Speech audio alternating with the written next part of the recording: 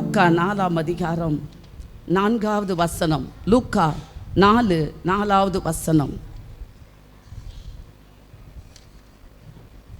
மனுஷன் அப்பத்தினாலே மாத்திரமல்ல, தேவனுடைய ஒவ்வொரு வார்த்தையினாலும் பிழைப்பான். இந்த வார்த்தை சத்தியம் நிறைந்த வார்த்தை.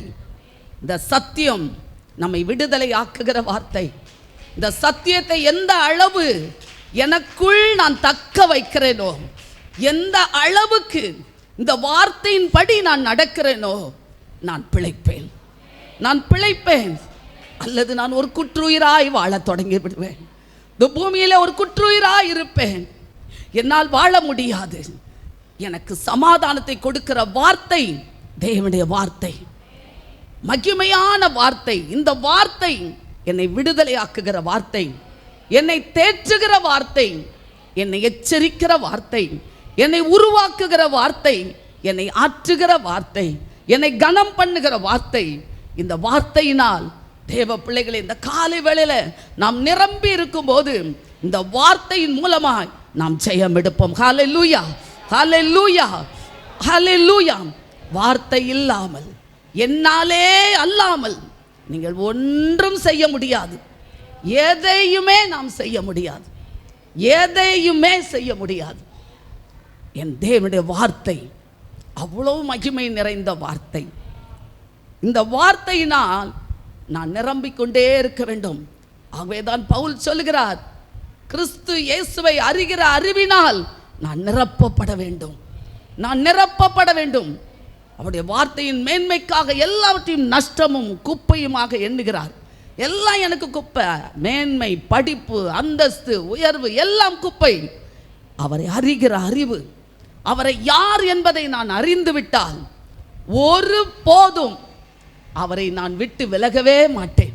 என் அப்பா எனக்கு செய்வார், எனக்கு அற்புதம் செய்வார், எனக்கு விடுதலை கொடுப்பார், என்னை வாழ வைப்பார். ஏனென்றால் அவருடைய வார்த்தையின் வல்லமை அவ்வளோ பெரிய வல்லமையாக இருக்கிறது.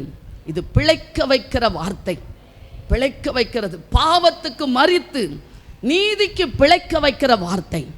நித்திய ஜீவனை அளிப்பேன் என்று சொல்வதே வாக்குத்தத்தம். நமக்கு கொடுக்கிற வாக்குத்தத்தம் நித்திய ஜீவன். நம்ம எங்கேயோ பிறந்தோம்ல, இப்போ ஒரு தகப்பனுடைய பிள்ளைகளாய் ஒரு கூடாரத்துக்குள்ள வந்திருக்கிறோம்ல. ஒரு நாள் தெருக்களில் அலைந்து சமாதானத்தை தேடி அலைந்தோம்ல. இன்னைக்கு அவருடைய பாதத்திற்கு வந்து எவ்வளவு சந்தோஷம், மகிழ்ச்சி, ஆரவாரம், களி கூறுதல். நம்மை உடுத்துவித்த அழகு பார்க்கிறார், உடுத்துவித்த அழகு பார்க்கிறார். எங்கெங்கோ நடந்து நடந்து நடந்து சமாதானம் கிடைத்து விடாதா, சமாதானம் கிடைத்து விடாதா என்று சொல்லி ஓடுகிற பெருங்கூட்டத்தின் மத்தியில் உங்களிடத்திலும் என்னிடத்திலும் அவர் எண்ணத்தை கண்டுவிட்டார், எண்ணத்தை கண்டுவிட்டார். வானத்தை சிங்காசனமாய் கொண்ட ராஜா, பூமியை பாதப்படி ஆக்கின சர்வ வல்லமையுள்ள தேவன் உங்களையும் என்னையும் பாழான நிலத்திலே கண்டுபிடித்து என்னை நடத்தி அவரோடு உட்கார வைத்திருக்கிறாரே. அவருடைய அன்பு எத்தனை பெரியது, எத்தனை பெரியது. இந்த அன்பை நினைத்து நினைத்து மனதார நாம் நன்றி சொல்ல வேண்டும், மனதார ஸ்தோத்திரிக்க வேண்டும். அவருடைய அன்பை போல யாருடைய அன்பும் நமக்கு கிடைக்காது. யாருடைய அன்புக்கும் இது ஈடாக முடியாது. அவ்வளோ பெரிய அன்பின் வார்த்தை, இவ்வளோ பெரிய நேசத்தின் வார்த்தை. எபேசியர் 2ஆம் அதிகாரத்தில் சொல்லப்பட்டிருக்கு பாருங்க. அக்கிரமங்களினாலும் பாவங்களினாலும் மரித்தவர்களாக இருந்த என்னை உயிர்ப்பித்தார். அதான் எபேசியர் 2ஆம் அதிகாரம் முழுவதும் அந்த ரட்சிப்பை குறித்து பவுல் அழகாய் எழுதுகிறார். 1வது வசனத்தில் சொல்கிறார், அக்கிரமங்களினாலும் பாவங்களினாலும் மரித்தவர்களாக இருந்த என்னை உயிர்ப்பித்தார். நீங்கள் எல்லாம் அப்படி சொல்லி பாருங்களேன். என்னை உயிர்ப்பித்தார். பாவத்தினால மரிச்சு கிடந்தேன், அக்கிரமத்தினால மரித்து கிடந்தேன், தெருக்களில் இருந்தேன், எங்கேயோ ஓடி போய் விழுந்து கிடந்தேன், ஏதோ ஒன்றை தேடினேன், ஏதோ ஒரு சமாதானத்தை தேடி எங்கெங்கோ போனேன். ஆனால் இன்றைக்கு என்னை ரட்சித்தாரே. என் மாம்சமும் மனசும் விரும்பினதையெல்லாம் செய்தேன், கோபாக்கியனின் பிள்ளையாய் இருந்தேன். ஆனால் அப்படிப்பட்ட என்னை கிருபையினாலே ரட்சித்தாரே, கிருபையினாலே ரட்சித்தாரே. தூரமாய் கிடந்தேன், தூரமாய் கிடந்தேன். எனக்கும் இயேசுவுக்கும் சம்பந்தம் இல்லை. தூரமாயிருந்தேன். தூரமாயிருந்த என்னை அவருடைய விலையேற பெற்ற இரத்தத்தினாலே சமீபமாக்கி விட்டார், சமீபமாக்கி விட்டார். அது மாத்திரமல்ல, சமீபமாக்கின இயேசு அவரோடு கூட என்னை உட்கார வைத்து விட்டார். என்னை இப்போ ஒரு அழகான மாளிகையாக எழுப்பிக் கொண்டு இருக்கிறார், எழுப்பிக் கொண்டு இருக்கிறார். எத்தனை சந்தோஷம், எத்தனை சந்தோஷம். ஆண்டவரே, என்னை உருவாக்கி கொண்டு இருக்கிறீரே, உங்க அன்பு எத்தனை பெரியதப்பா, எத்தனை பெரியது. இந்த எபேசியர் 2ஆம் அதிகாரத்தை நீங்க அழகா நீங்க வாசித்து பார்த்தீங்க. எனக்கு ரொம்ப பிடிச்ச அதிகாரம். அடிக்கடி தூரமா இருந்தேன்ப்பா, உங்களுடைய ரத்தத்தினாலே என்னை சமீபமாக்கிட்டீங்கப்பா. உங்களோட உட்கார வச்சிருக்கிறீங்க. ஏதோ எங்கெங்கோ உட்கார்ந்து பேசி பேசி நேரத்தை பொழுதுபோக்கணும்ல. இப்போ நமக்கு நேரமே, எனக்கு நேரமே கிடையாது, எனக்கு நேரமே கிடையாது. தொடர்ந்து ஜெபம். இந்த வாரம் பார்த்திங்கன்னா தொடர்ந்து வெள்ளிக்கிழமை வரைக்கும் முழுசும் ஜெபம் இருக்குது, முழுவதும் ஜெபம். எல்லா ஜெபங்களையும் நடத்த வேண்டும். உண்மையாகவே அவருக்காய் நம்மை ஒப்பு கொடுக்கும்போது தேவன் நம்மை வாலாக்காமல் தலையாக்குவார். நாம் கீழாகாமல் மேலாவும். எதேதோ தேடி தேடி ஓட வேண்டாம். தேவ சமூகத்தில் காத்திருப்போம். தேவன் நம்மை அரவணைத்து நம்மை உயர்ந்த இடத்துல உட்கார வைக்கிற தேவன். அதான் எசேக்கியேல் 34:26 சொல்லுகிறது, நான் அவர்களையும் என் மேட்டின் சுற்றுப்புறங்களையும் ஆசீர்வாதமாக்கி ஏற்ற காலங்களிலே நான் மழையை பெய்ய பண்ணுவேன். ஆசீர்வாதமான மழை பெய்யும். நான் அவர்களையும், தேவன் என்னை ஆசீர்வதிக்கவே விரும்புவார். என்னை ஆசீர்வதிப்பதே அவருக்கு பிரியம். பிலேயாம் இஸ்ரவேல் ஜனங்களை சபிப்பதற்கு புறப்பட்ட போது கூட தேவன் அவர்களை சபிப்பதற்கு அனுமதிக்கவே இல்லை. இஸ்ரவேல் ஜனங்கள் பாவம் செய்தார்கள் தான், ஆனாலும் தன் ஜனங்களை அவர் சபிக்க இடமே கொடுக்கல, சபிக்க இடம் கொடுக்கல. தேவன் உங்களையும் என்னையும் ஆசீர்வதிக்க விரும்புகிறார். ஆசீர்வதித்து பிறருக்கு நம்மை ஆசீர்வாதமாய் மாற்ற விரும்புகிறார். பிறருக்கு நம்மை ஆசீர்வாதமாய் மாற்ற அவர் விரும்புகிற நல்ல தகப்பனாய் இருக்கிறார். பாருங்க, 3 காரியங்களை உங்கள் மத்தியில் நான் வைத்து நான் கர்த்தருடைய வார்த்தையை சொல்லி ஜெபித்து நான் முடிக்க போகிறேன். அன்பு தம்பி சொன்னாங்களே, எவ்வளோ நேரம்னாலும் எடுத்துக்கோங்கக்கா. நான் அப்படி அவ்வளோ நேரம்லாம் எடுக்க போகிறது கிடையாது. சரியான நேரத்தில் சரியானபடி என்ன செஞ்சிடணும், முடிச்சிடணும். அதுதான் நல்ல பழக்கம், எனக்கு ஆண்டவர் கற்றுக் கொடுத்தது.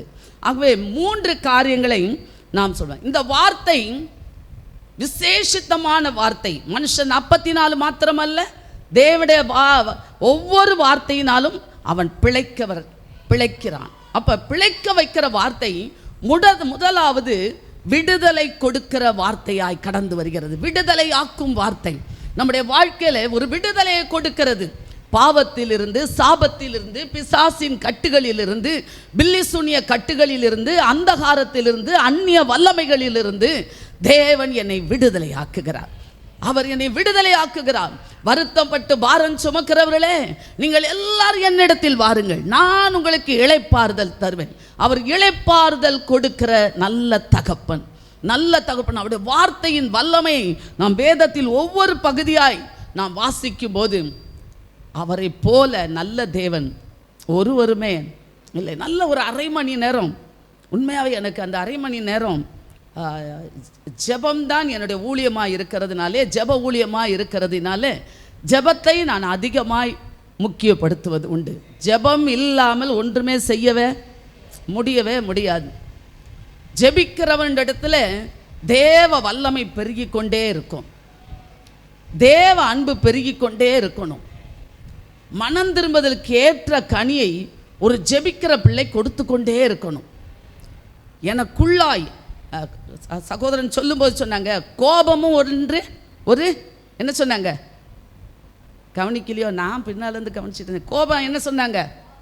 பாவம். எத்தனை பேருக்கு கோபம் வருது? எல்லாருக்குமே கோபம் வருது. 2 பேர் சேர்ந்துட்டா யாரை பற்றியாதான் என்ன செய்வோம்? பேசுவோம். இதெல்லாம் தேவனுக்கு பிரியமில்லாது. ஏன் தேசத்தில் எழுப்புதல் இன்னும் வரவில்லை? ஜெபிக்கிற நாம் இன்னும் நம்முடைய சுவாபங்களிலிருந்து மாற்றமே அடையலை. ஒருவருக்கொருவர் குற்றப்படுத்தி, ஒருவருக்கொருவர் குறை சொல்லி, ஒருவருக்கு விரோதமாய் ஒருவர் பேசி பிரிவினை பிரிந்து போய்கொண்டே இருக்கிறது. போய்க்கொண்டே இருக்கிறது. தேவன் அதை அருவருக்கிறார். ஒருவேளை நன்றாக ஜெபிக்கிறோம், ஆனால் என்னுடைய சுவாபம் மாறிவிட்டதா? அவரை போல நான் மாறிவிட்டேனா? கலாத்தியர் 6ஆம் அதிகாரத்தில் சொல்லப்பட்டிருக்கிற அவருடைய அச்சடையாளங்களை நான் தரித்திருக்கிறேன். தேவ பிள்ளைகள் அவருடைய அச்சடையாளங்களை தரித்திருக்க வேண்டும்.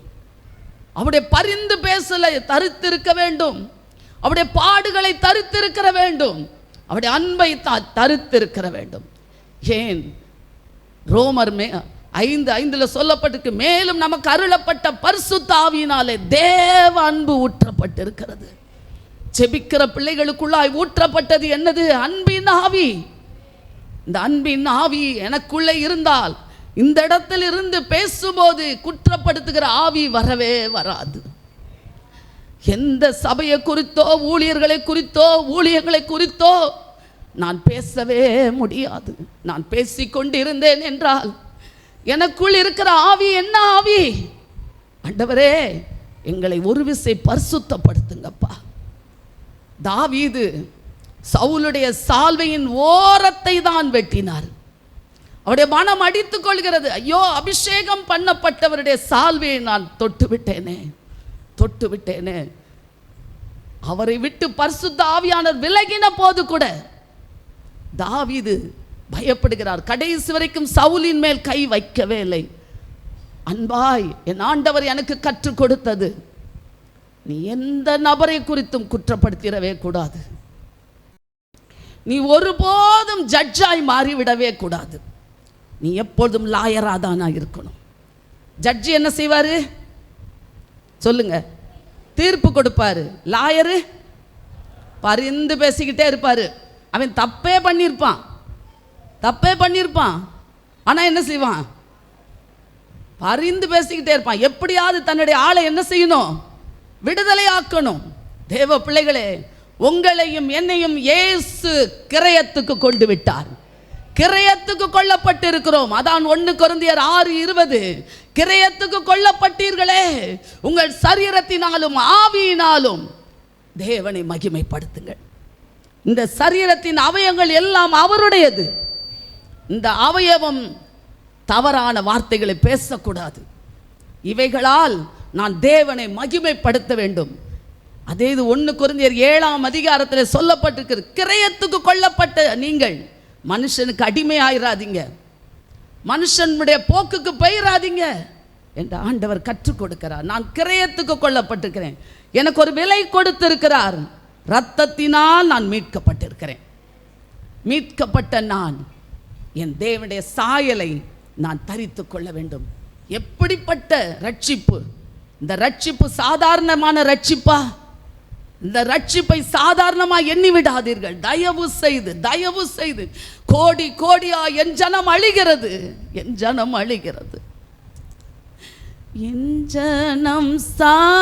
சாகின்றதே, என் ஜனம் சாகின்றதே, உம்மை அறியாமல் ஏதொன்றை சிநேகிக்குதே, உம்மை அறியாமல் ஏதொன்றை சிநேகிக்குதே. ஏசையா ஏசையா, நான் என்ன செய்ய வேண்டும்?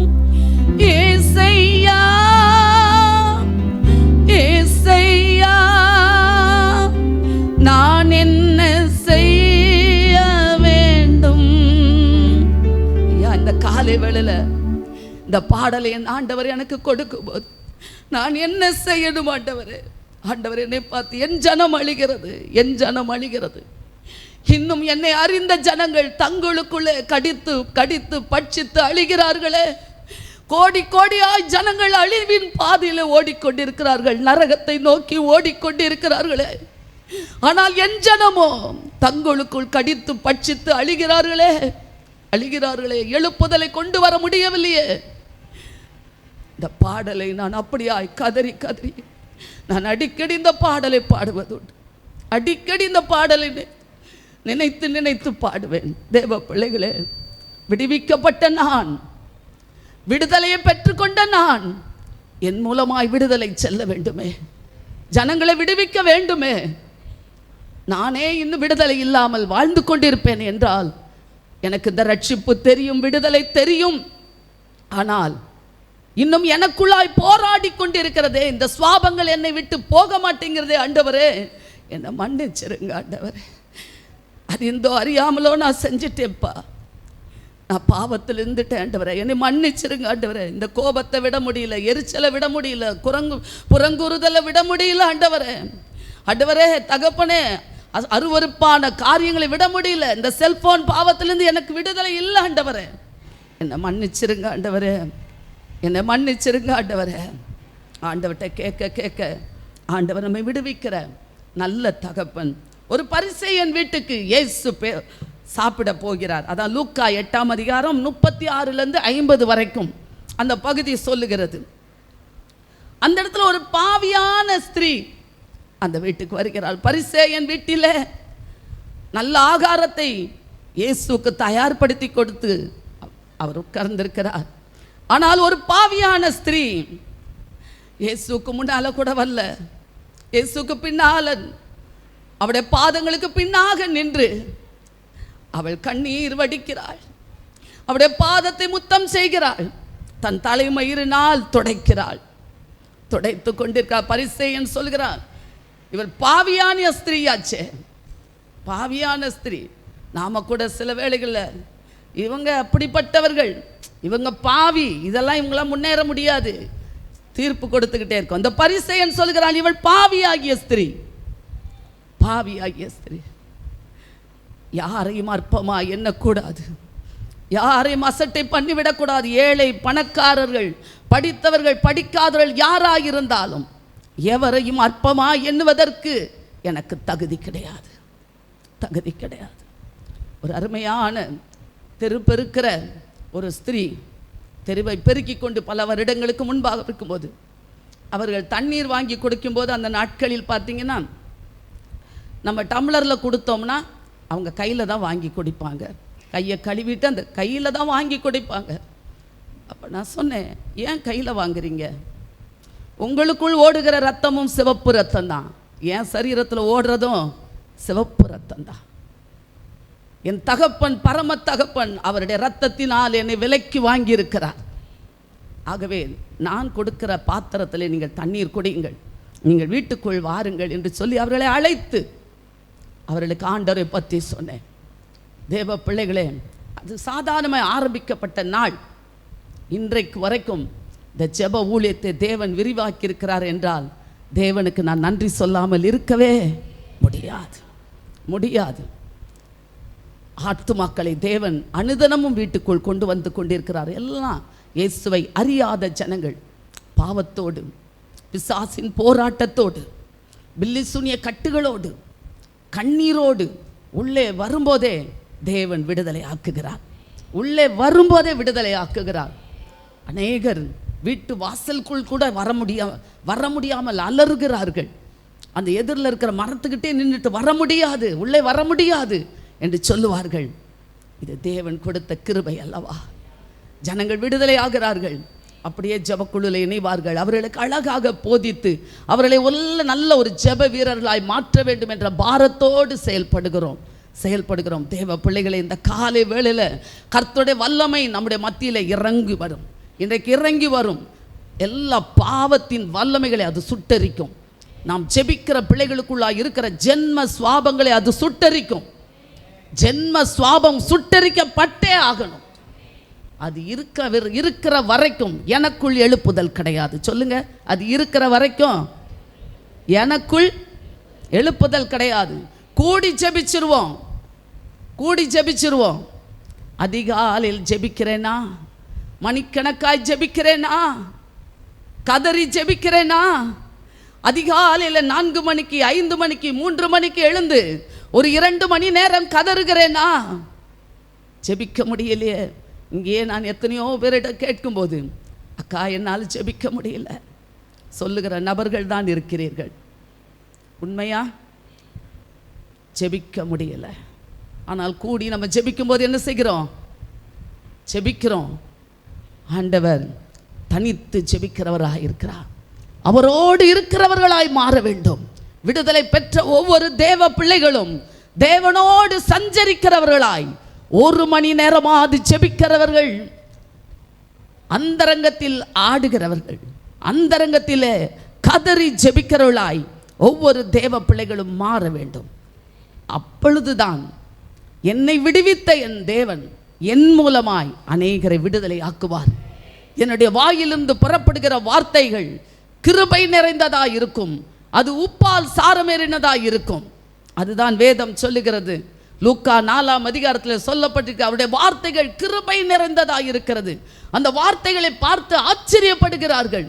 இது என்ன இந்த வார்த்தை கிருபை நிறைந்ததாய் இருக்கிறது? கொலோசையர் 4ஆம் அதிகாரம் 6வது வசனத்தில் சொல்லுகிறது, உமது வசனம் உப்பால் சாரமேறி இருக்கிறது, கிருபை நிறைந்ததாய் இருக்கிறது.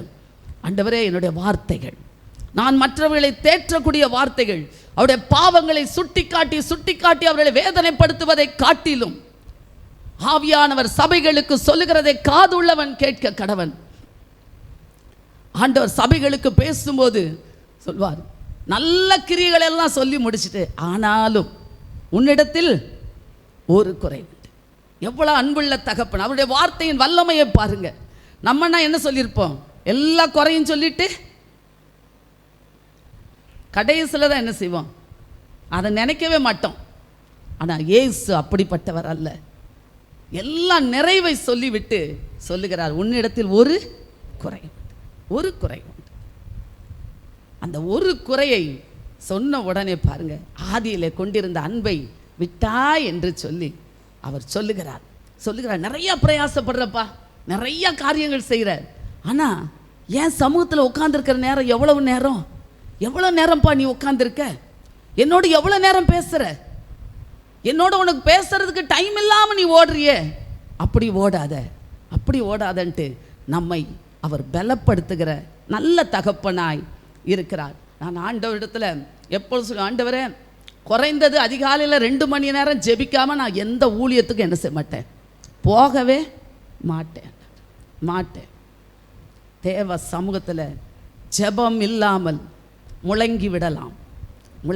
அது வெறும் சத்தமாய் போய்விடும். அது விடுதலை கொடுக்காது, நிரந்தர விடுதலையை கொடுக்காது. ஆனால் அந்தரங்கத்திலே கதறி சொல்லுகிற, ஜெபித்து விட்டு வருகிற ஒரு தேவ பிள்ளை மூலமாய் வருகிற வார்த்தைகள் அது வல்லமை நிறைந்ததாய் மாற்றப்படும். ஏன்? அறைக்குள்ளாய் எல்லாவற்றையும் அப்படியே முற்றிலுமாய் ஊற்ற முடியும். இது என்னுடைய அனுபவம், உங்களுக்கு கற்றுக் கொடுக்குறேன். அவ்வளோதான். ஜெபிக்க முடியாதவர்கள் ஜெபிக்க பிரயாசப்படுங்கள். அந்த பாவியாகிய ஸ்திரீ அந்த பாதத்துக்கு பின்னே அழுகிறாள். இவன் பாவியாகிய ஸ்திரீ என்று சொன்னாலும், ஆனால் இயேசு அவளை பார்த்து இவளுடைய விசுவாசம் பெரிதா என்று பாராட்டுகிறார். பாருங்க, இவள் எவ்வளவாய் அன்பு கூறுகிறாள். நான் உன் வீட்டுக்கு வந்த, எனக்கு தண்ணி கொடுக்கல, நீ எதுவுமே கொடுக்கல.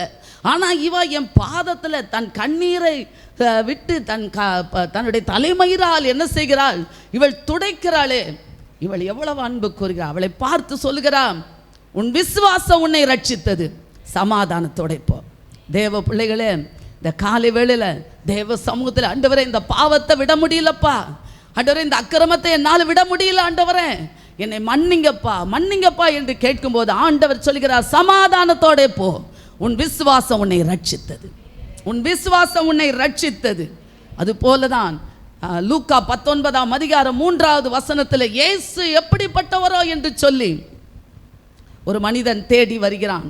அவன் ஒரு அதிகாரி தேடி வருகிறான். ஆகவே ஜனங்களுக்குள்ளாய் நிற்க பயந்து ஒரு மரத்தின் மேலே ஏறிக்கொண்ட சகேயு இயேசு எப்படிப்பட்டவரோ என்று பார்க்கிறான். இயேசு வந்து நின்று, சகேயுவே, இறங்கி வா. தேவ பிள்ளைகள் இறங்க வேண்டிய இடத்துல இறங்கிதான் ஆகணும். இயேசு நின்று இறங்கி வா என்று சொல்லுகிறார். இறங்கின சகேயுவை, இன்றைக்கு நான் உன் வீட்டில் தங்க வேண்டும் என்று சொல்லுகிறார். தேவ பிள்ளைகளை, நம்முடைய வீட்டில் இயேசு தங்க விரும்புகிறார். தங்க விரும்புகிறான். சொல்ல இவன் பாவியான மனுஷன். ஜனங்கள் சொல்லுகிறாரு, பாவியான மனுஷன் வீட்டுக்கு போறாரு இயேசு. ஆமாம், பாவியான வீட்டுக்கு தான் இயேசு வருவார். அவர் தங்குவதற்கு வருவார். அவன் இந்த வார்த்தைகள் இயேசு ஒன்றுமே சொல்லாததுக்கு முன்னே அவன் பாவங்களில் உணர்வடைகிறான். நான் நாளத்தனையாய் திருப்பி கொடுப்பேன். தேவ பிள்ளைகளே, நம்முடைய வீடுகளிலே அநியாயமான காரியங்கள், அக்கிரமான காரியங்கள் எல்லாவற்றையும் அகற்றப்பட வேண்டும். தேவனுக்கு பிரியமில்லாத வருமானங்கள், தேவனுக்கு பிரியமில்லாத பொருட்கள் தங்களுடைய எல்லைகளிலே இருக்கவே கூடாது. தேவன் அதை அருவருக்கிறார். சகேவுக்கு அவர் சொல்லலை உன் வீட்டுக்கு வரேன், அவ்வளோதான், உன் வீட்டில் தங்க போகிறேன் அவ்வளோதான் சொல்கிறாரு.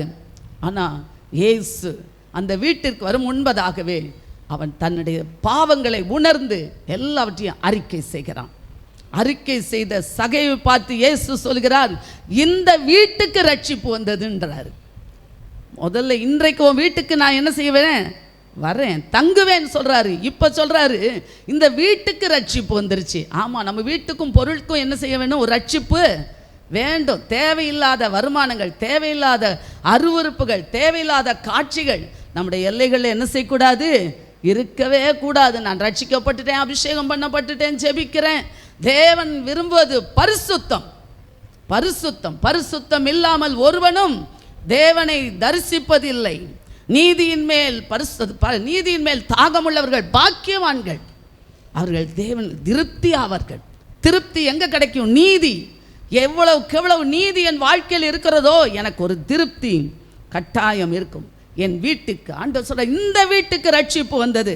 அது மாத்திரமல்ல, லூக்கா 5ஆம் அதிகாரத்தில் 20, 24, 25 அந்த வசனத்துக்குள்ள நீங்க யோசித்து பார்த்தீங்கன்னா, ஒரு மனுஷனை, ஒரு திமிர்வாதக்காரனை சுமந்து கொண்டு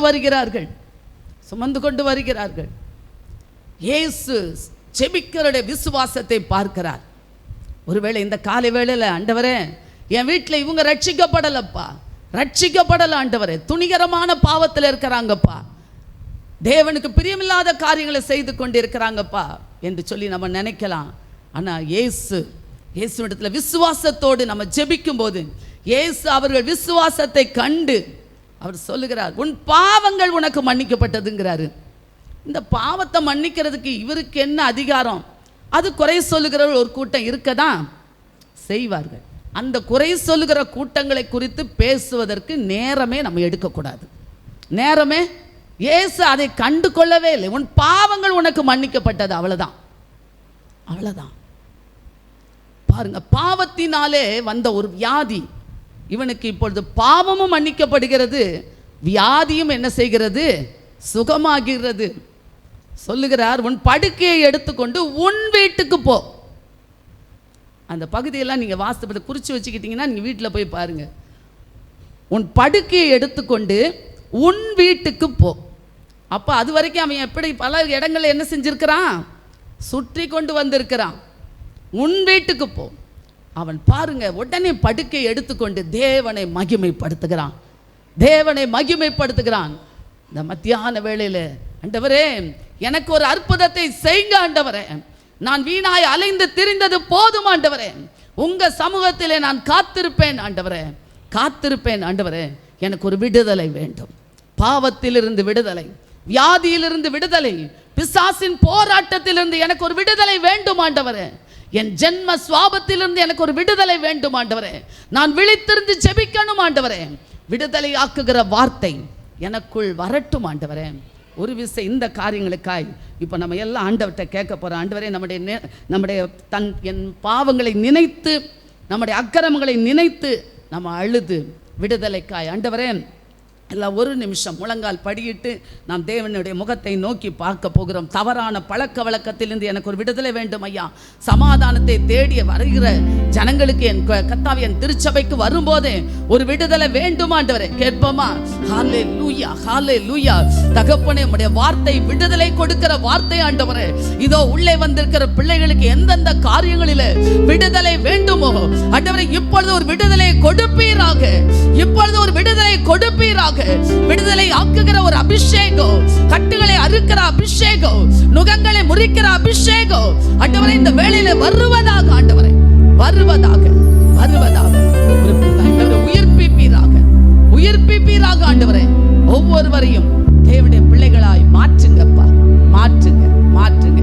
நீர் செய்ய போகிறபடினாலும் உமக்கு ஸ்தோத்திரம், இயேசுவின் மூலம் பிதாவே, ஆமென். இரண்டாவதாக பாருங்க, உருவாக்குகிற வார்த்தை அல்லது வணைகின்ற வார்த்தை. என்னை வணைகின்ற இந்த நல்ல வார்த்தை என்னை வணைகிறது, வணைகிறது. நம்முடைய வாழ்க்கையில் எரேமியா 18ஆம் அதிகாரம் 1-11 வரைக்கும் எரேமியாவை பார்த்து சொல்லுகிறார், நீ குயவன் வீட்டுக்கு போ, அங்கே என் வார்த்தைகளை நான் உனக்கு அறிவிப்பேன். குயவன் வீட்டுக்கு போ. எரேமியா 18ஆம் அதிகாரம் 1-11 வசனம். பழைய ஏற்பாடிலே அது இருக்கிறது, பழைய ஏற்பாடிலே இருக்கிறது. பாருங்க, அங்க போகும்போது குயவன் வீட்டுக்கு போகிறான். அங்கே குயவன் வணைந்து கொண்டிருக்கிறான். குயவன் வணைந்து கொண்டிருக்கும் போது, வணைந்து கொண்டிருக்கிற வேளையில் அவனுடைய கரத்திலே அந்த பாத்திரம் என்ன செய்கிறது? உடைஞ்சு விடுகிறது, கெட்டு போகிறது. நம்முடைய வாழ்க்கையை கூட ஆண்டவர் வணைகிறார். அவர் குயவன் வீட்டுக்கு நம்ம என்ன செய்திருக்கிறார்? அவர் பரம குயவன். இந்த பரம குயவன் தன்னுடைய வீட்டுக்கு நம்ம எல்லாரையும் அழைத்து கொண்டு வந்திருக்கிறார். அழைத்து கொண்டு வந்து தம்முடைய வார்த்தைகளை என்ன செய்கிறார்? வாரந்தோறும் நமக்கு கொடுக்கிறார், கொடுக்கிறார். நம்மை வணைகிறார். நம்மை வணைந்து அழகான பாத்திரமாய் அது பயன்படுத்தப்பட வேண்டும் என்பதற்காக அதை வணைந்து கொண்டே இருக்கிறார். வணைகின்ற வேளையில் தேவையில்லாத எண்ணங்கள் நமக்குள்ளாய் வந்து விடுகிறது, இச்சைகள் வந்து விடுகிறது.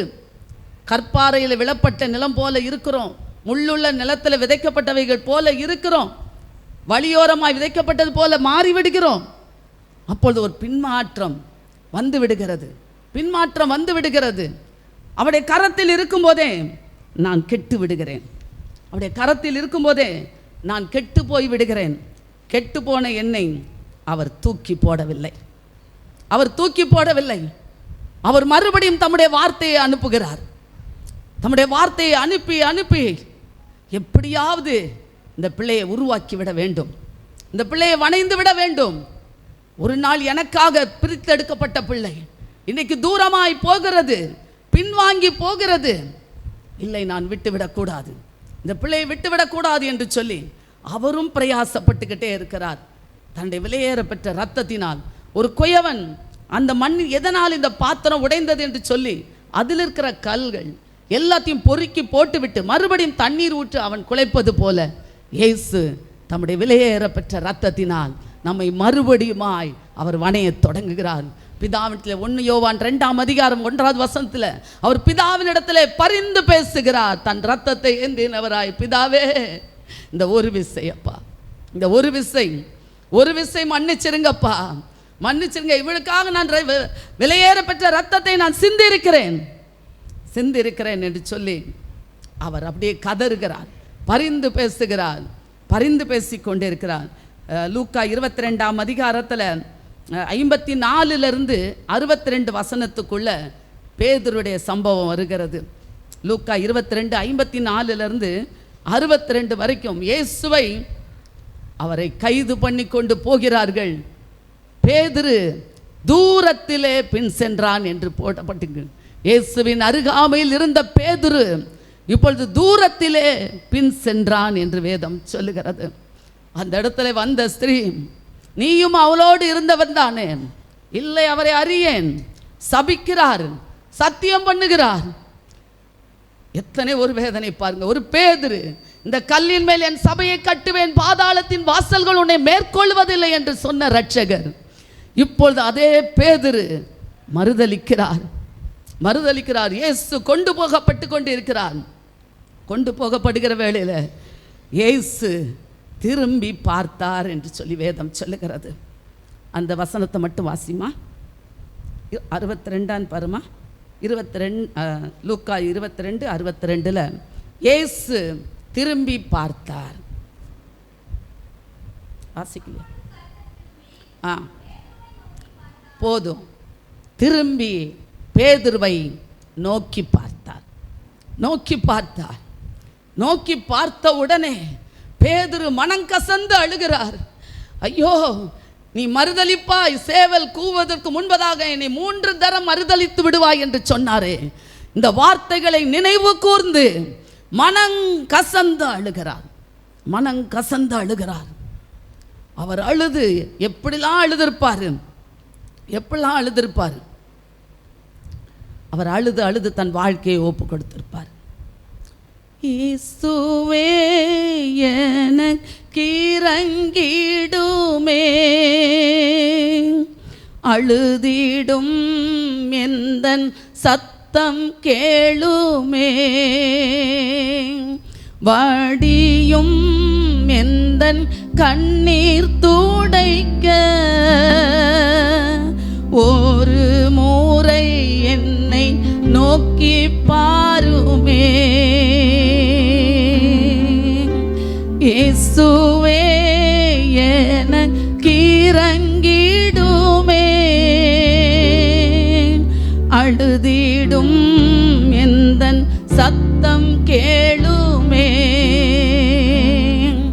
வடியும் எந்தன் கண்ணீர் துடைக்க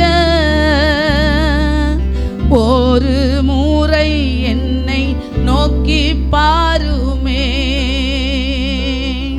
அவரே என்னை திரும்பி பார்த்தார், அவரே என்னை தூக்கி எடுத்தார், அவர் மடியினில் போட்டு கண்ணீரை துடைத்து என் சமாதானம் போதும் என்றார்.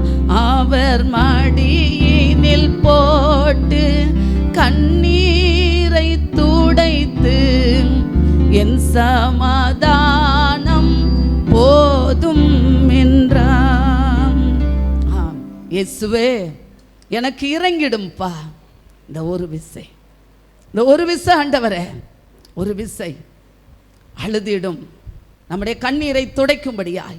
ஒருவேளை பாவத்தோடு வந்திருந்தா கூட, நான் பின்மாற்றம் அடைஞ்சிட்டேன்ப்பா, ஒரு நாள் ஆண்டவருக்காக நான் எழும்பி நின்னேன், பல மணி நேரம் ஜெபித்தேன், அதிக அதிகாரங்களை வாசித்தேன், இப்போ நான் வேதத்தை வாசிக்க மறந்துட்டேன், வேதத்தை தூக்குனாலே எனக்கு தூக்கம் வருது ஆண்டவரே, ஐயா இதை குறித்து எனக்கு பாரம் இல்லாமல் போய்கொண்டு இருக்கிறேன், உபவாசம் எடுத்து எத்தனையோ நாட்கள் ஆகிவிட்டது. தேவ பிள்ளைகளே, இந்த நாளின் ஊழியத்துக்காக நேற்று தினத்தில் தேவ சமூகத்தில் உபவாசித்து, அப்பா தகுதி இல்லாத என்னை தகுதிப்படுத்துங்கப்பா, உங்கள் வார்த்தைகளை எனக்கு அனுப்புங்கப்பா, என் சுய வார்த்தைகள் ஒன்றுமே வந்துடக்கூடாது ஆண்டவரே, நான் யாரையும் குற்றப்படுத்திடக்கூடாதப்பா, உடைய பரிசுத்த பலிபடத்தில் நிற்கிறதுக்கு நான் தகுதி கிடையாது ஆண்டவரே, என்னை ஒரு விசை பரிசுத்தப்படுத்திருங்க, உடைய வார்த்தையால் மாத்திரம் என்னை நிரப்பிருங்கப்பா. பேதுருவை தேவன் திரும்பி பார்த்தார், அதோடு அவர் விடலை, அவர் சிலுவையிலிருந்து அவர் மரித்து 3ஆம் நாள் உயிரோடு எழும்பின உடனே பின்மாற்றம் மறுதலித்த பேதுரு பின்மாற்றத்தோடு மீன்களை பிடிப்பதற்காக போய்விட்டார்கள், சீஷர்களோடு போய்விட்டார்கள். கடற்கரையில் நின்று இயேசு, பிள்ளைகளே புசிக்கிறதுக்கு ஏதாவது உண்டா? ஒன்றுமில்லையே. பின்மாற்றம் அடைந்ததினாலே ராம் முழுவதும் பிரயாசப்படுகிறார்கள், ஒன்றும் கிடைக்கவில்லை, ஒன்று இல்லை. வலையை போடுங்க என்றாரு. மீன்களை பிடித்து கொண்டு வரும்போது அவர்களுக்கு புசிப்பதற்கு ஆகாரத்தை கொடுத்து, அது மாத்திரமல்ல, பேதுரை பார்த்து சொல்கிறார், நீ என்னிடத்தில் அன்பா இருக்கிறாயா? என்னிடத்தில் அன்பா இருக்கிறாயா? தேவ பிள்ளைகளை, ரட்சிக்கப்பட்ட தேவ ஜனமே, ஒருவேளை பின்மாற்றம் அடைந்து விட்டாலும் அவர் நம்ம மத்தியில் கடந்து வந்திருக்கிறார். நீ பின்மாற்றம் அடைஞ்சிட்ட, இனிமேல் எனக்கு வேண்டாம் என்று சொல்லி அவர் தூர போடுகிற தேவன் அல்ல, நம்மை தூக்கி அணைக்கிற தேவன். அவர் தூக்கி அணைக்கிற தேவன். உங்களை விட்டு விலக மாட்டார், அவர் அணைப்பார். அவர் நம்மை விட்டு அவர் தூரம் போகிறவர் அல்ல, நாம் தான் தூரம் போவோம், நாம் தான் தூரம் போவோம். தகப்பனை விட்டு தூரம் போன ஒரு மனிதன், தகப்பனுடைய சொத்துக்களெல்லாம் பிடுங்கி கொண்டு போன ஒரு மனிதன், பன்றிகளின் தவிடு கூட கிடைக்காத போது அதை ஆசையா இருக்கிறான், அவனுக்கு கிடைக்கவில்லை. நான் எழுந்து என் தகப்பனிடத்தில் போவேன். என் தகப்பனிடத்தில் போவேன். தகப்பனிடத்தில் வந்தவனுக்கு ராஜோபதேசம். தேவ பிள்ளைகளே, தேவனிடத்தில் நம்ம திரும்பிடணும். ஒருவேளை தேவனை விட்டு பின்வாங்கி இருந்தாலும், ஆண்டவரே என்னை தூக்கி நிறுத்திருங்கப்பா, எனக்கு அது போதும் ஆண்டவரே, அவர் எனக்கு போதும். பேதுருவு பயங்கரமான ஊழியக்காரராய் என்ன செய்கிறார்? அவர் மாறுகிறதை நாம் பார்க்கிறோம். குற்ற மனசாட்சியோடு இருக்கிறோமா? பின்மாற்றம் அடைந்து விட்டோமா? மறுபடியும் பழைய வாழ்க்கைக்கு போய்விட்டேனா? இப்போ ஜெபிப்போம். ஆண்டவரே என்னை ஒரு விசை பரிசுத்தப்படுத்துங்கப்பா. கரங்களை உயர்த்தி, ஆண்டவரே நான் இனி வேதத்தை தெளிவாய் வாசிப்பேன். வேதத்தை வாசிக்க ஒப்பு கொடுங்க தேவ பிள்ளைகளே. இந்த வேதத்தை நேசிக்கிறவர்களுக்கு மிகுந்த சமாதானம் உண்டு. இந்த வேத வசனம் எனக்கு ஜீவனை கொடுக்கிறது, ஆரோக்கியத்தை கொடுக்கிறது, பலனை கொடுக்கிறது. இந்த வேத வசனத்தை நேசிங்கள், வாசிங்கள், தேவனோடு சஞ்சரித்து கொண்டிருங்கள்.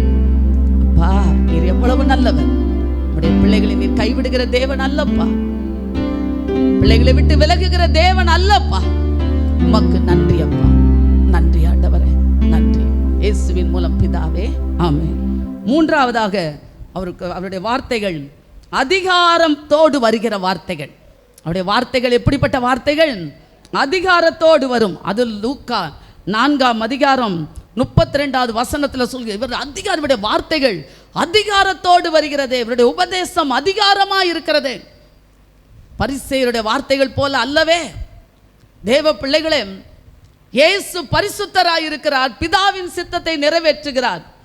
நான் தேவனோடு சஞ்சரிக்கிறவளாய் இருப்பேன் என்றால், தேவனுடைய வார்த்தைக்கு கீழ்ப்படிந்து நடக்கிறவளாய் இருப்பேன் என்றால், தேவனுடைய வார்த்தையை முற்றிலுமாய் நம்புகிறவளாய் இருந்தால், அன்று இந்த வேத வசனத்துக்கு மீறி நான் நடக்காதவளாய் இருக்கும்போது, பரிசுத்த ஆவியானவர் என்னை பலமாய் நிரப்பி இருந்தால், என்னுடைய வார்த்தைகள் எப்படிப்பட்டதாய் வரும்? அதிகாரமுடையதாய் வரும், வல்லமை உடையதாய் வரும். அந்த வார்த்தையின் வல்லமை அதே ஆலயத்தில் இருக்கிற அசுத்த ஆவியை புறப்பட்டு போகும்படியாய் சொல்லுகிறது. அந்த அதிகாரத்தில் அதான் போடப்பட்டிருக்கு. அடுத்த வசனமே சொல்லப்படுகிறது. ஜெப ஆலயத்திலே ஒரு அசுத்த ஆவி புடையிட்ட மனிதன் ஒருவன் இருந்தான். ஆண்டவர் அவனை பார்த்து சொல்லுகிறார், புறப்பட்டு போ, அவ்வளவுதான், போ. ஏன்? அவரிடத்தில் வல்லமை நிறைந்தவராய் இருந்தார். அதுதான் அப்போஸ்தலர் 10ஆம் அதிகாரம் 38 சொல்லப்பட்டிருக்குது.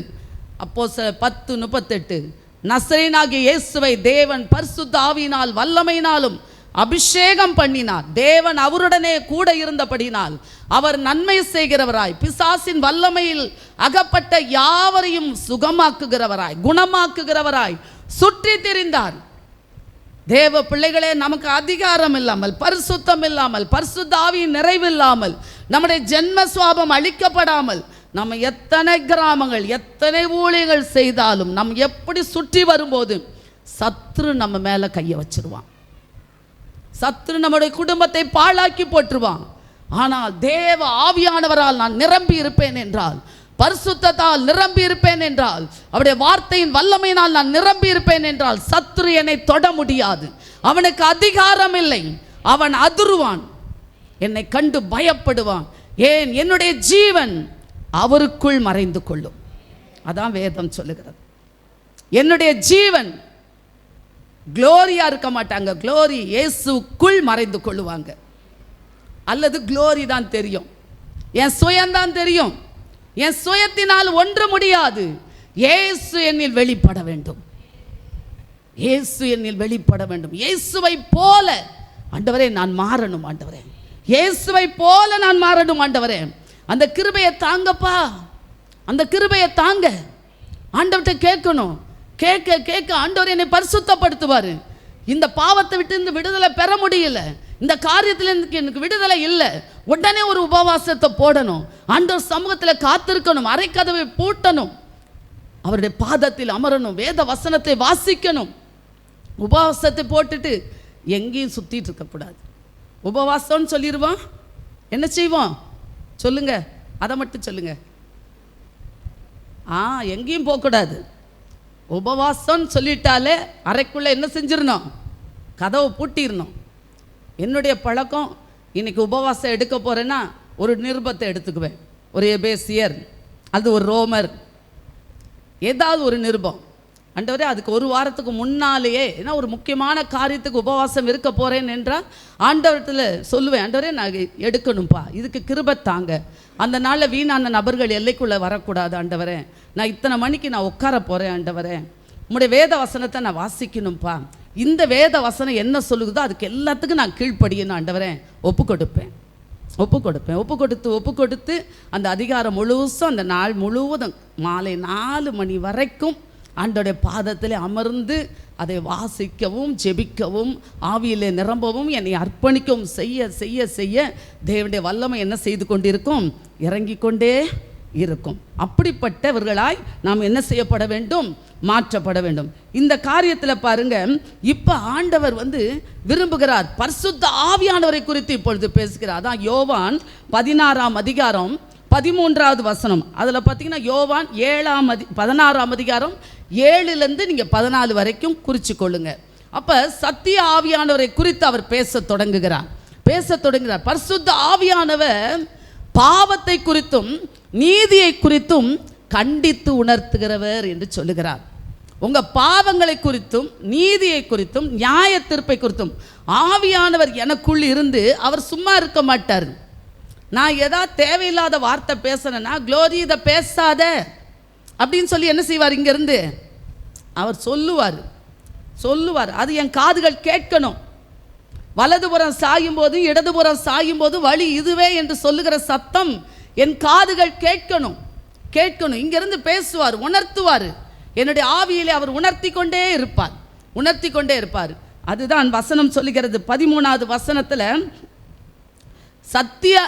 சத்திய ஆவியாகிய அவர் வரும்போது சகல சத்தியத்திற்குள்ளும் நம்மை வழி நடத்துவார்.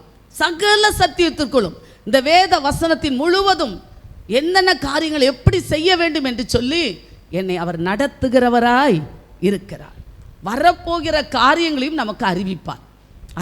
என்ன நடக்க போகுது, ஏது நடக்க போகுது, குடும்பத்தில் என்ன காரியங்கள் வரப்போகுது, நீ எப்படி சுதாரிப்பா இருக்கணும், நீ என்ன செய்யணும் சொல்லி கொடுப்பார். பரிசுத்த ஆவியானவர் எனக்கு சொல்லி கொடுக்கிறார். அதனால தான் தைரியமாக உங்களுக்கு, அனுபவம் இல்லாமல் நான் எதையும் சொல்வதில்லை. என்னுடைய அனுபவத்தை தான் இப்பொழுது நான் பேசிக்கொண்டே இருக்கிறேன். வேத வசனத்தோடு உங்களோடு கனெக்ட் பண்ணி பேசுகிறேன். பாருங்க, அப்படியாக இருக்கும்போது சகல சத்தியத்திற்குள்ளும் உங்களை நடத்துவார். அவர் சொல்லுகிறார், நான் போகிறது உங்களுக்கு நலமாக இருக்கும். நான் போகாதிருந்தால் தேற்றவாளனை என்னால் என்ன செய்ய முடியாது, அனுப்ப முடியாது. அதனால நான் போகிறது உங்களுக்கு நலமாக இருக்கும். சங்கீதம் 86:11 பாருங்க. யாராவது ஒருவர் சத்தமாய் வாசிப்போம். கர்த்தாவே உமது வழியை எனக்கு போதியும். யாராவது வாசிக்கிறீங்களா? சங்கீதம் 86:11.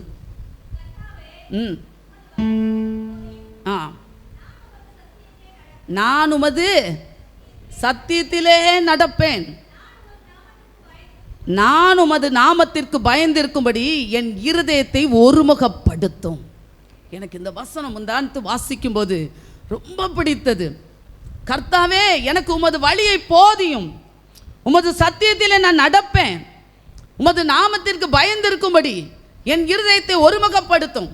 அவருடைய நாமத்துக்கு பயப்பட விடாதபடி, சத்தியத்தில் நடக்க விடாதபடி, இந்த இருதயம் வலிவி போகிற இருதயம், மாறுபாடான இருதயம், கடினமான இருதயம், தாறுமாறான இருதயம், இந்த இருதயம் அங்கும் இங்கும் நம்மை அலைப்பாய வைக்கும். சங்கீதக்காரன் சொல்லுகிறான், ஒருமுகப்படுத்திருங்கப்பா, ஒருமுகப்படுத்திருங்க. என் சிந்தனை எங்கெங்கேயோ போகுது. பைபிளை தூக்கிட்டா சொல்லுங்க, பைபிளை தூக்கிட்டா சிந்தனை என்ன செய்யுது, பலவாறு போகுது. பைபிளை தூக்கிட்டா தூக்கம் வருது. இப்போ கூட ஒரு சிலருக்கு தூக்கம் வருது. கண்ணெல்லாம் என்ன செஞ்சிட்ருக்கு, ஆமாம் தூக்கம் வருது. ஆனால் ஆண்டவர்கிட்ட கேட்கணும், ஆண்டவரே எனக்கு தூக்கம் வருது, கேட்கணும். ஆண்டவர் என்ன செய்வார், அதிலிருந்து ஒரு விடுதலை எனக்கு கொடுப்பார். ஒரு உற்சாகத்தை எனக்கு அவர் கொடுக்கிற நல்ல தகப்பனாக இருக்கிறார். இப்பொழுது பார்க்கிறார், பரிசுத்த ஆவியானவர் இந்த என் பிள்ளைகளுக்கு ஊற்றிவிட வேண்டும் என்று சொல்லி அப்போஸ்தலர் 2ஆம் அதிகாரத்தில் தன் ஜனத்தை கூட்டுகிறார், ஒருமுகப்படுத்துகிறார். 1-3 வரைக்கும் பாருங்க. அவர் அப்போஸ்தலர் 1:8 சொல்றாரு, பரிசுத்த ஆவி உங்களிடத்தில் வரும்போது நீங்கள் பலன் அடைவீர்கள் என்று, எனக்கு சாட்சிகளாய் இருப்பீர்கள் என்று சொல்கிறார். தேவ பிள்ளைகளே, நாம் பலமுள்ள கிறிஸ்தவர்களாய் இருக்க வேண்டும், சாட்சி உள்ளவர்களாய் இருக்க வேண்டும். நாம் தான் அவருக்கு அடையாளங்கள், நாம் தான் அற்புதங்கள். நாம் நடக்கும் போதே பிசாசுகள் அதிர வேண்டும், பில்லி சுனிய கட்டுகள் உடைக்கப்பட வேண்டும், உடைக்கப்பட வேண்டும். நான் இந்த சம்பவத்தை நான் எங்களுடைய ஜெபக்குழுவில் இதை சொல்லியிருக்கிறேன். ஒரு முறை வெள்ளிக்கிழமை ஜெபத்தை நடத்த வேண்டும். 10 மணிக்கு நான் ஜெபத்துக்கு மேலே ஏறிடுவேன். சரியாக 10 மணிக்கு தொடங்கிடுவேன். 2 பேர் இருந்தாலும் ஸ்டார்ட் பண்ணுவேன். ஆரம்பத்துலேருந்து எனக்கு ஆண்டவர் அதை கற்றுக் கொடுத்தார். எல்லாரும் வந்த பிறகு தான் நீ தொடங்கணும் கிடையாது. ஒரு நபர் உட்கார்ந்தாலும், ஒரு நபரே வரவில்லை என்றாலும் நீ ஜெபத்தை சரியான நேரத்தில் தொடங்க வேண்டும் என்று சொல்லி 90 கற்றுக் கொடுத்தார். அதுபடி தான் இப்போ வரைக்கும் பாருங்க. அப்படியாய் நான் ஜெபிக்க வேண்டும். 9:45 மணிக்கு ஆவியானவர் அந்த தெருவில், எங்கள் தெருவில் நடக்கும்படியா எனக்கு என்னை தள்ளிக்கொண்டே, என்னை பலப்படுத்தி என்னை தள்ளுகிறார். எதற்காக? நான் மேலே ஜெபத்து தொடங்க போகணும். வேகமாக இறங்கி, எதுக்குன்னு தெரியல, இறங்கி நடக்கும்போது ஒரு சகோதரி வேகமாய் ஓடி வந்து என்னை கட்டி பிடித்தார்கள். எனக்கு அது அதிர்ச்சியாக இருந்தது. என்னக்கா, என்ன நடந்துச்சு? எதற்காய் ஓடி வந்து பிடிக்கிறீர்கள்? இப்போ நீங்கள் வரலனா, இந்த நிமிஷத்தில் நீங்கள் வரலனா நான் தற்கொலை பண்ணியிருப்பேன். என் உள்ளம் அதிர்ந்து விட்டது. நான் என் ஆண்டவருடைய சத்தத்துக்கு கீழ்ப்படியாமல் இருந்திருப்பேன் என்றால் ஒரு ஆத்துமா வீணாய் போயிருந்திருக்கும். அவர்களுக்கு ஆறுதல் சொல்லி உடனே அந்த ஜெபத்திற்கு அவர்களை அழைத்து கொண்டு வந்து அவர்கள் வீட்டுக்கு போய் கர்த்தருடைய வார்த்தையை கொடுத்து அவர்களை பலப்படுத்தி அவர்களை தைரியப்படுத்த என் தேவன் எனக்கு பலன் தந்தார். தேவ பிள்ளைகளே, தேவ ஆவியினால் நாம் நிறைந்திருக்க வேண்டும். அப்போஸ்தலர் 2ஆம் அதிகாரத்தில் அவர் பாருங்க, பலமாய் அவர் இறங்க தொடங்குகிறார். வீடு முழுவதையும் பரிசுத்த ஆவியானவர் நிரப்புகிறார். அவர்கள் மேல் ஒவ்வொருவர் மேலும் பரிசுத்த ஆவியானவர் வந்து அமருகிறார். ஒவ்வொருவரும் வெவ்வேறு பாஷைகளை பேசுகிறதை பார்க்கிறோம். இயேசுவை பற்றிய சாட்சி தீர்க்க தரிசனத்தின் ஆவி. இயேசுவை குறித்து மட்டுமே பேசுங்கள், சிலுவையை குறித்து மாத்திரமே உபதேசியுங்கள். வேறு எந்த வார்த்தை குறித்தும் தேவ பிள்ளைகளாகிய நாம் பேசாமல் கர்த்தருடைய வார்த்தைகளுக்கு மாத்திரம் நாம் இடம் கொடுக்க தானாய் அது பெரிய அளவில் வளர்ச்சி அடைய தொடங்கும். ஒரு பெரிய எழுப்புதலை நாம் சந்தித்து விடுவோம். ஒருபோதும் குற்றம் சாட்டுகிறவளாய் அல்ல, குறை சொல்லுகிறவளாய் அல்ல, ஆவியினால் நிரம்பி ஜனங்களை விடுவிக்க தொடங்குவோம். நாம் சந்திக்கிற மக்களையெல்லாம் தேவனுக்கென்று சொந்தமாக்குவோம். தேவனுடைய ராஜ்யத்தின் பிள்ளைகளாய் நாம் மாற வேண்டும். தேவன் அதை விரும்புகிறவராய் இருக்கிறார். ஆண்டவர்கிட்ட கேட்க போகிறேன், ஆண்டவரே என் வீடு முழுவதும், ஆண்டவர்கிட்ட கேட்க போகிறேன், என் வீடு முழுவதும் நிரம்பணும், அடுத்து என் மீது வந்து அமரணும், நான் பற்பல பாஷைகளை நான் பேசணும் ஆண்டவரே. நீங்கள் அப்படி கேட்க தேவன் என்ன செய்வார்? அற்புதங்களை அவர் செய்ய வல்லவராய் இருக்கிறார். அவருடைய வருகைக்கு நம்மை தகுதிப்படுத்த வேண்டும். ஆண்டவரே, எனக்கு இந்த கிருபை வேணும்ப்பா. மாறேனாதா